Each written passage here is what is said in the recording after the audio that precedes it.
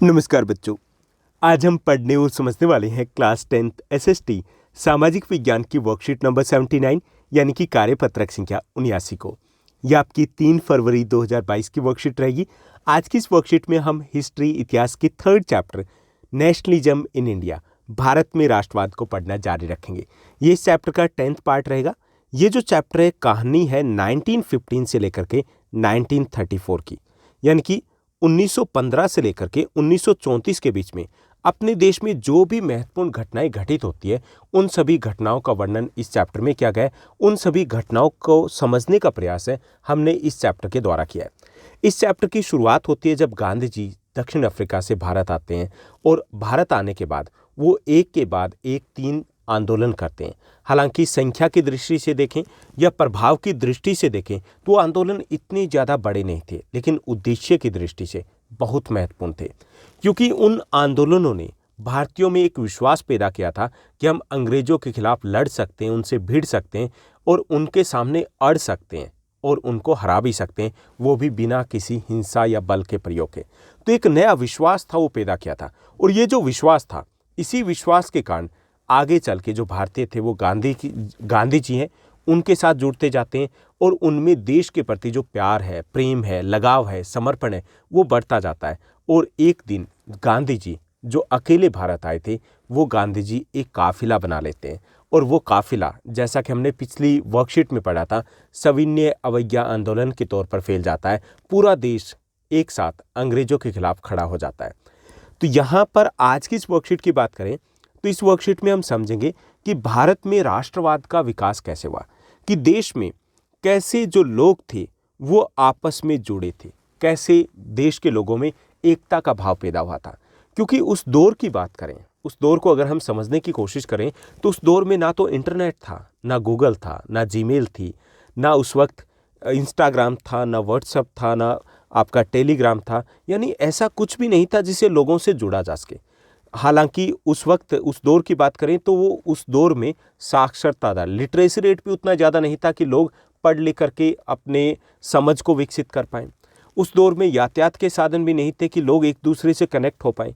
TV का दौर भी नहीं था, रेडियो भी नहीं मिलता था। तो उस दौर में उतने लोगों को, पूरे देश के लोगों को एक साथ जोड़ना, अंग्रेजों के खिलाफ खड़ा करना बहुत बड़ा कार्य था। उस कार्य को कैसे संभव किया या कौन से कारक थे जिनके कारण ये लोग थे वो आपस में जुड़ पाए, जिनके कारण लोगों में देश के प्रति जो प्रेम पैदा हुआ वो हम यहाँ पर समझने का प्रयास करेंगे। तो चलिए शुरुआत करते हैं हम आज की इस वर्कशीट की। राष्ट्रवाद की जो भावना होती है, राष्ट्रवाद क्या है? राष्ट्रवाद का अर्थ होता है देश के प्रति जो प्रेम है, प्यार है, लगाव है, जो अपनेपन की भावना है, वो राष्ट्रवाद है। राष्ट्रवाद की भावना तब पैदा होती है जब लोग ये महसूस करने लगते हैं कि वे एक ही राष्ट्र के अंग हैं, जब वे एक दूसरे को एकता के सूत्र में बांधने वाली कोई बात ढूंढ लेते हैं, तब राष्ट्रवाद की भावना पैदा होती है। यानी अब अगर हम बात करें तो जब भी हम बात करते हैं किसी भी भारत के स्टेट की, तो हमें लगता ना कि वो तो अपना स्टेट है, या हम साउथ इंडियन हो, नॉर्थ इंडियन हो, ईस्ट इंडियन हो या वेस्ट इंडियन हो, जब भी हम उनको देखते हैं, उनके बारे में पढ़ते हैं तो एक पॉजिटिव वाइब सी आती है। हमें लगता है कि वो हमारा अपना है, चाहे वो किसी भी भाषा का बोलता हो, चाहे वो किसी भी कल्चर से हो, चाहे वो किसी भी धर्म से हो, लेकिन हमें लगता है कि वो अपना है क्योंकि वो अपने देश का है। ये राष्ट्रवाद की भावना है। ये जो राष्ट्रवाद की भावना है पैदा तब होती है जब हम कोई एक साझा मुद्दा, साझी बात को ढूंढ लेते हैं। जैसे हमने यूरोप में राष्ट्रवाद में देखा था कि जो देश बने थे किस आधार पर बने थे, या तो साझा उनका इतिहास था, या फिर उनकी साझी संस्कृति थी, या उनकी साझी भाषा थी, या फिर उनकी जो भौगोलिक स्थिति थी वो एक जैसी थी, तभी वो लोग आपस में जुड़ पाए थे।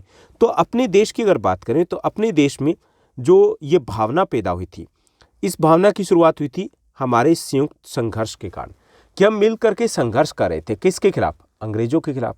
चाहे वो नॉर्थ इंडियन थे, साउथ इंडियन थे, चाहे वो बंगाल के लोग थे, चाहे वो गुजरात के थे, या फिर वो यूपी के थे, अवध के थे, हम लड़ रहे थे अंग्रेजों के खिलाफ। तो जब साझा दुश्मन था तो कहीं ना कहीं हम में आपस में भाव पैदा हुआ कि क्यों ना मिल करके लड़ा जाए। तो जो अंग्रेजों के खिलाफ संघर्ष था, इसने वो बीज बोया था जो राष्ट्रवाद का बीज जिसे बोलते हैं, जिसे हम देश प्रेम का बीज बोलते हैं। इसके साथ साथ और भी बहुत सारे कारक थे जिन्होंने राष्ट्रवाद के विकास में मदद की थी। उसमें एक कारक था इतिहास। हमारा इतिहास साझा रहा था। कहीं ना कहीं हम अगर प्राचीन काल की बात करें तो हम एक ही शासन पद्धति के अधीन थे, एक ही कल्चर से हम बिलोंग करते थे, तो इसने भी आपस में जोड़ने में मदद की। इसके साथ साथ जो साहित्य है कि जब अंग्रेज़ों का दौर था, यानी कि 20वीं सदी की बात करें या 19वीं सदी की बात करें, तो उस वक्त प्रिंटिंग प्रेस बाहर आई थी। और प्रिंटिंग प्रेस आने के बाद नई नई पुस्तकें थी, वो पब्लिश होने लगी थी, कई भाषाओं की पुस्तकों का अनुवाद किया गया, तो भारतीय लोगों में साक्षरता दर भी बढ़ रही थी। तो साक्षरता दर बढ़ने के साथ साथ लोगों में एक पढ़ने का जुनून पैदा हुआ, और जब जुनून पैदा हुआ तो उन्होंने साहित्य को पढ़ना शुरू कर दिया। उससे पढ़ करके भी उन्हें महसूस हुआ कि हम सब एक हैं, एक ही कल्चर का हिस्सा रहे हैं, एक ही देश का हिस्सा रहे हैं, एक ही शासन व्यवस्था का हिस्सा रहे, और हम आपस में जुड़े हुए रहे। तो इससे भी भारतीय लोगों में एक होने का भाव पैदा हुआ। ऐसे ही लोक कथाएं और गीत हैं, उनका भी एक महत्वपूर्ण योगदान रहा था। लोक कथाएं मतलब प्राचीन दंत कथाएं थी, वो एक दूसरे को सुनाई जाती थी। उनमें सुनाया जाता था कैसे झांसी की रानी है, उन्होंने अंग्रेजों का डट करके सामना किया था, कैसे महाराणा प्रताप है, वो देश के लिए लड़ गए थे, भिड़ गए थे, कैसे पूरे देश में लोगों ने 1857 की क्रांति में बढ़ चढ़ कर भाग लिया था। इस प्रकार की जो लोक कथाएं थी, जो एक व्यक्ति से दूसरे व्यक्ति तक पहुंच रही थी, इससे भी लोगों में जोश पैदा हुआ, एक जोश पैदा हुआ, और साथ साथ लगाव पैदा हुआ देश के प्रति कि हमें अंग्रेजों को यहाँ से भगाना है।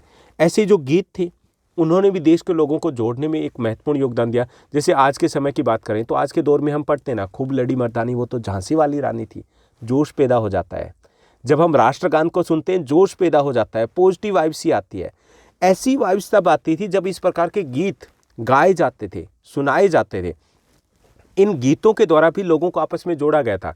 यानी कि जैसे माई रंग दे बसंती चोला, ये जो गीत था, जो देशभक्त गाते थे, चाहे वो किसी भी कोने से थे, आपस में जुड़ाव महसूस करते थे, लगाव महसूस करते थे। सारे जहां से अच्छा हिंदुस्तान हमारा, इस प्रकार की जो पंक्तियां थी, वो देश के लोगों को आपस में जोड़ती थी, उनमें एक जोश पैदा करती थी कि हमें रुकना नहीं है, थकना नहीं है, हमें लड़ना है, हमें जीतना है, हमें रुके रहना है, अड़े रहना है तब तक जब तक हम जीतना चाहें। तो इन्होंने भी देश के लोगों को आपस में जोड़ने में एक महत्वपूर्ण भूमिका निभाई थी। ऐसे जो चित्र और प्रतीक थे, चित्रों की बात करें, जैसे भारत माता की तस्वीर थी, पहली बार देश का मूर्त रूप में हमने देखा था कि हाँ देश ऐसा है, लोगों ने महसूस किया था। क्योंकि हम जब कल्पना करते हैं तो हमें कुछ तो मूर्त रूप में चाहिए ना, कि जिसको हम अपने मन में धारण कर पाएं कि हम इसके लिए संघर्ष करें। तो वो थी भारत माता की तस्वीर, जिसने भारत के लोगों को आपस में जोड़ा था। लोगों को महसूस हुआ था कि हाँ ये हमारा देश है जिसके लिए हम संघर्ष करें। क्योंकि उस वक्त ऐसे कोई मैप वगैरह नहीं थे, गूगल नहीं थे, सेलफोन नहीं थे कि मैप निकालो देख लो जी ये हमारी भारत माता है, ऐसा नहीं था। उस वक्त वो तस्वीर ही थी जो सहारा था, इससे भी लोग आपस में जुड़े। ऐसे ही जो अलग अलग प्रतीक थे, जैसे तिरंगा था, तो तिरंगा था तो ये एक प्रतीक था देश का, देश की आज़ादी का। तो इससे भी देश के लोगों में अपनेपन का भाव पैदा हुआ। जब भी अंग्रेजों के खिलाफ संघर्ष किया जाता था, तिरंगा सबसे ऊंचा होता था, सबसे आगे होता था। तो ऐसे प्रतीकों ने भी भारतीयों को आपस में न केवल जोड़ने में, बल्कि उनमें वो जोश, वो ऊर्जा भरने में भी मदद की थी। तो ये सारे कारक थे जिन्होंने मिलकर के भारतीय लोगों को एक साथ, एक कह सकते हैं कि लीडरशिप के अंडर में ला दिया था और संघर्ष के लिए तैयार कर दिया था।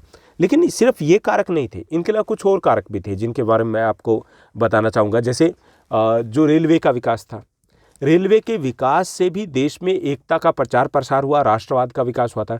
रेलवे के विकास से कैसे कि अब जो नॉर्थ इंडियन थे वो साउथ इंडिया जा सकते थे, ईस्ट वाले वेस्ट में आ सकते थे, वेस्ट वाले साउथ में जा सकते थे। भारतीयों का आपस में मेलजोल बढ़ गया था। जब मेलजोल बढ़ा तो हमने समझा, जाना, देखा कि हम सब तो एक ही हैं, हमारी संस्कृति, हमारा इतिहास, हमारी कल्चर, सब कुछ एक है। इससे भी हम एक दूसरे के नज़दीक आए थे। इसके अलावा अंग्रेजी शासन व्यवस्था के दौरान जो ब्रिटिश शासन व्यवस्था थी, उसमें इंग्लिश लैंग्वेज को, अंग्रेजी भाषा को बढ़ावा दिया गया। इससे भी भारत में राष्ट्रवाद के विकास में मदद मिली। कैसे मिली? क्योंकि इससे एक हमें कॉमन भाषा मिल गई थी, जिससे हम एक दूसरे के साथ अपने जो सुख दुख थे वो साझा कर सकते थे, अपने विचारों को साझा कर सकते थे। इससे भी राष्ट्रवाद के विकास में काफ़ी हद तक मदद मिली थी। इसके साथ साथ अगर हम समाचार पत्रों और पत्रिकाओं की बात करें तो उनका भी बहुत बड़ा योगदान था, क्योंकि समाचार पत्रों और पत्रिकाएं जो थी, उनके माध्यम से न केवल राष्ट्रीय नेता थे अपने विचार व्यक्त करते थे, बल्कि उनके माध्यम से देश के प्रति जो प्यार था उस भाव को व्यक्त किया जाता था। और अंग्रेजों की जो शोषणवादी नीतियाँ थी उनको जनता के सामने रखा जाता था। इससे भी लोगों में एक विचार पैदा हुआ कि क्यों ना हम मिलकर के संघर्ष करते हैं। तो बहुत सारे कारक थे, उनमें से आज हम बात करेंगे, डिटेल में बात करेंगे कि भारत माता की छवि का कितना बड़ा योगदान था इस राष्ट्रवाद के विकास में। भारत माता की छवि की अगर बात करें तो राष्ट्र की पहचान है वो सबसे ज़्यादा किसी तस्वीर में अगर अंकित की जाती है तो होती है उस देश की तस्वीरें। जैसा हमने पहले चैप्टर में पढ़ा था, जर्मेनिया जो जर्मनी की प्रतीक थी, ऐसे ही मारियान जो फ्रांस की प्रतीक थी, ऐसे ही हमारे देश में भारत माता की एक तस्वीर को गढ़ा गया था। ओके, इस तस्वीर को किसने बनाया था? बंकिम चंद्र चट्टोपाध्याय ने बनाया था। सबसे पहले उन्होंने अपने उपन्यास आनंद मठ में इस तस्वीर को शामिल किया था, जिसमें वंदे मातरम गीत जो है हमारा राष्ट्रीय गीत है उसको भी शामिल किया गया था। हालांकि राष्ट्रीय गीत है वो पहले आ चुका था 1870 के दशक में, लेकिन उसके बाद जब उनका आनंद मठ उपन्यास आता है तो उसमें उन्होंने न केवल इस राष्ट्रीय गीत को शामिल किया बल्कि वहाँ पर भारत माता की तस्वीर को भी वहाँ पर दिखाया गया था। तो पहली बार लोगों ने महसूस किया था कि भारत कुछ ऐसा है, यानी कि कल्पना का एक मूर्त रूप आ गया था। जब मूर्त रूप आ गया तो लोग जुड़ाव महसूस करने लगे थे। उसके बाद अलग अलग तरीके से भारत माता को दिखाया जाता था, बेड़ियों में जकड़ा हुआ, तो लोग अपने आप को भावनात्मक तौर पर उससे जोड़ पाए थे कि हमें ये बेड़ियाँ तोड़नी है, हमें इस देश को आज़ाद करवाना है, अंग्रेजों को यहाँ से भगाना है। तो भारत माता की जो तस्वीर थी, उसका जो मूर्त रूप था, वो न केवल लोगों को एक साथ लाने में सफल रहा बल्कि लोगों में जोश भरने में, एक सकारात्मक ऊर्जा भरने में सफल रहा कि अगर हमें देश को आज़ाद करवाना है, इन बेड़ियों को तोड़ना है, तो हमें मिलकर के लड़ना होगा। किसके खिलाफ लड़ना होगा? अंग्रेजों के खिलाफ लड़ना होगा। बाकी जो हित है, जो हमारी मांगे हैं, वो एक तरफ और देश की आज़ादी एक तरफ। ऐसे ये जो तस्वीर थी भारत माता की, इसकी जो पहली लोकप्रिय छवि की बात करें तो वो छवि बनाई थी अवनिंद्रनाथ टैगोर ने। हालांकि पहली जो तस्वीर बनी थी भारत माता की वो बंकिम चंद्र चट्टोपाध्याय ने बनाई थी, लेकिन ये जो छवि है, जैसे यहाँ पे देखिए कि भारत माता है, ये जो तस्वीर उस दौरान काफ़ी ज़्यादा रीपब्लिश हुई थी, यानी कि काफ़ी प्रचार प्रसार हुआ था इस तस्वीर का।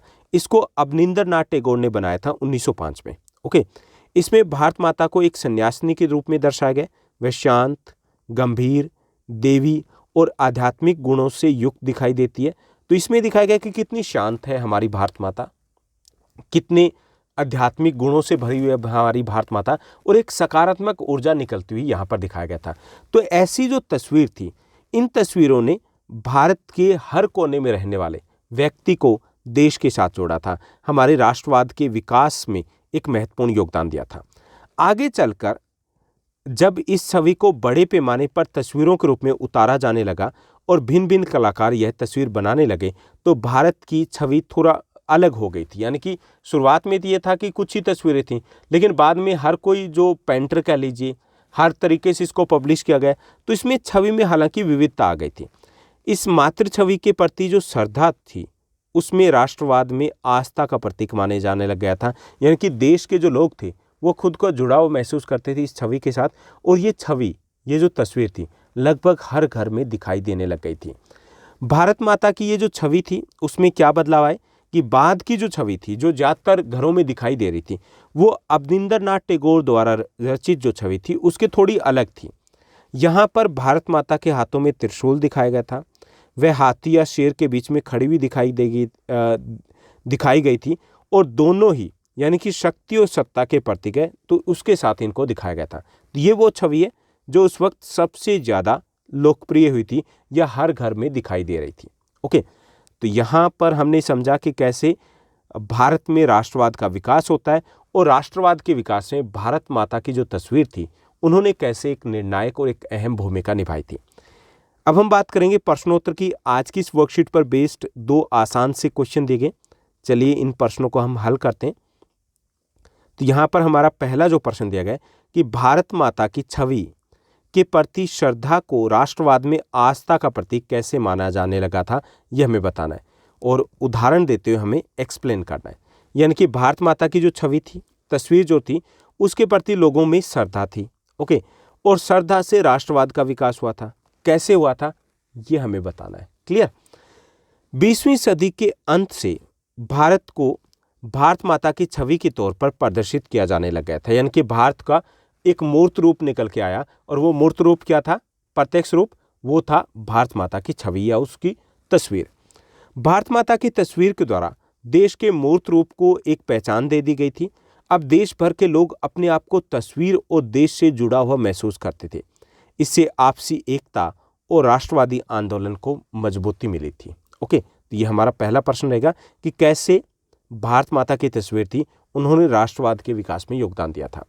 उसके बाद सेकंड क्वेश्चन दिया गया, दूसरा हमारा प्रश्न है, बेहद आसान सा प्रश्न है हमारा, कि आनंद मठ जो उपन्यास है उसकी रचना किसने की थी, यानी कि इसके लेखक का नाम बताना है। तो आनंद मठ की रचना है वो बंकिम चंद्र चट्टोपाध्याय ने की थी। तो ये थी हमारी आज की वर्कशीट। उम्मीद करता हूँ कि सब कुछ आपको अच्छे से समझ में आया होगा। अगर आपको ये वीडियो, ये वर्कशीट अच्छी लगी तो इस वर्कशीट को लाइक और शेयर जरूर कीजिएगा। और हाँ, ये कंप्लीट चैप्टर हम ऑलरेडी पब्लिश कर चुके हैं। यही क्यों, आपके जितने भी चैप्टर्स हैं क्लास 10th सोशल साइंस के, वो ऑलरेडी पब्लिश हो चुके हैं। अगर आपने उन चैप्टर्स को नहीं देखा तो आपको प्लेलिस्ट में जाना है। प्लेलिस्ट में आपको क्लास 10 सोशल साइंस का जीनियस बैच मिलेगा, जहाँ पर आपको ये सभी वीडियोस मिल जाएंगे। आज के लिए बस इतना ही। Thank you, bye bye, have a nice day.